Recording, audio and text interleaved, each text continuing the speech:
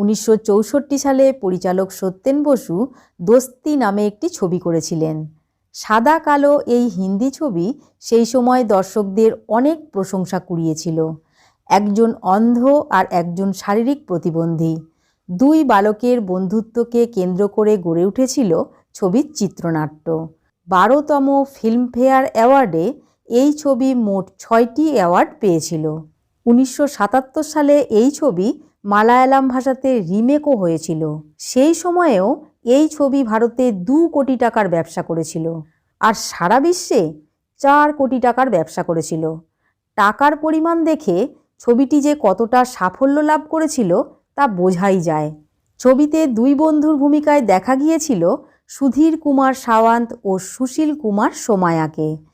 কিন্তু বিস্মিত হতে হয় এটা ভেবে যে এত সফল ছবির দুই মুখ্য চরিত্র ছবি মুক্তির পরপরই কোথায় যেন হারিয়ে গিয়েছিলেন।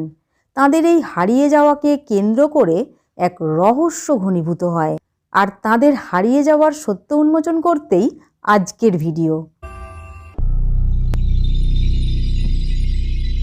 হঠাৎ করেই ইন্ডাস্ট্রি থেকে হারিয়ে যাওয়ার কারণে তাদের নিয়ে নানা সময়ে নানা কথা শোনা যায়।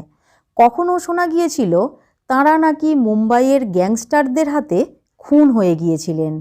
আবার কখনো শোনা গিয়েছিল ভয়ঙ্কর গাড়ি দুর্ঘটনায় প্রাণ হারিয়েছিলেন দুজনে। সে সময়ের সুপারস্টার ছিলেন দিলীপ কুমার। তাঁর প্রবল প্রতিদ্বন্দ্বী হয়ে উঠেছিলেন এরা দুজনে। অনেকে তাই এমনও মনে করেছিলেন তাদের দুজনকেই খুন করা হয়েছিল এবং সেই খুনের পিছনে নাকি কিংবদন্তি অভিনেতা দিলীপ কুমারের হাত ছিল। বাইরে যখন এ সমস্ত অনুমান ভিত্তিক খবরের ছড়াছড়ি, সুধীর এবং সুশীল কিন্তু ইন্ডাস্ট্রি থেকে বহু দূরে নিজেদের জীবন অন্যভাবে গুছিয়ে নিচ্ছিলেন।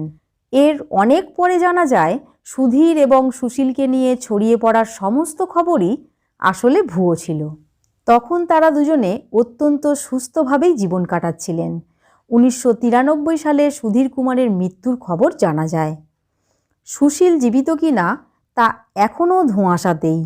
শেষবারের মতো 2003 সালে সুশীলের খবর পেয়েছিলেন অনুগামীরা। কি হয়েছিল তাদের?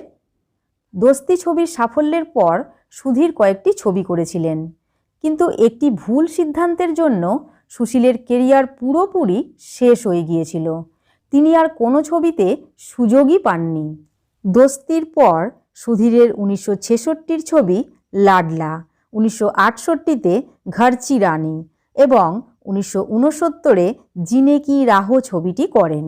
এছাড়াও বেশ কিছু মারাঠি ছবিতে তাকে দেখা গিয়েছিল। কিন্তু 6-এর দশক শেষ হতে না হতেই সুধীরের কেরিয়ারও পুরোপুরি শেষ হয়ে যায়। ক্রমে ইন্ডাস্ট্রি থেকে সম্পূর্ণ বিলীন হয়ে যান তিনি। অন্যদিকে গুজরাটি ব্যবসায়ী পরিবারে জন্ম নেওয়া সুশীল দোস্তি ছবির পর রাজশ্রী প্রোডাকশনের সঙ্গে চুক্তি ছিন্ন করে দেন। এরপর সুশীল দক্ষিণী ছবির প্রস্তাব পেয়ে চলে যান, কিন্তু যে প্রত্যাশা নিয়ে তিনি দক্ষিণী ইন্ডাস্ট্রিতে গিয়েছিলেন তা পূর্ণ হয়নি। এদিকে বলিউডের দরজাও তার জন্য বন্ধ হয়ে গিয়েছিল। দীর্ঘ সময় অনুগামীদের কাছে তাদের জীবন রহস্যাবৃতই থেকে গিয়েছিল। খবরের শিরোনামে নানা সময়ে নানা ভুয়ো খবর প্রকাশিত হলেও কখনো তাঁরা বা তাঁদের পরিবারের কেউ এ বিষয়ে কোনো মন্তব্য করতেন না। 1993 সালে সুধীরের সত্য সামনে আসে। তখন তার পরিবারের এক সদস্য সুধীরের মৃত্যুর খবর সামনে আনেন।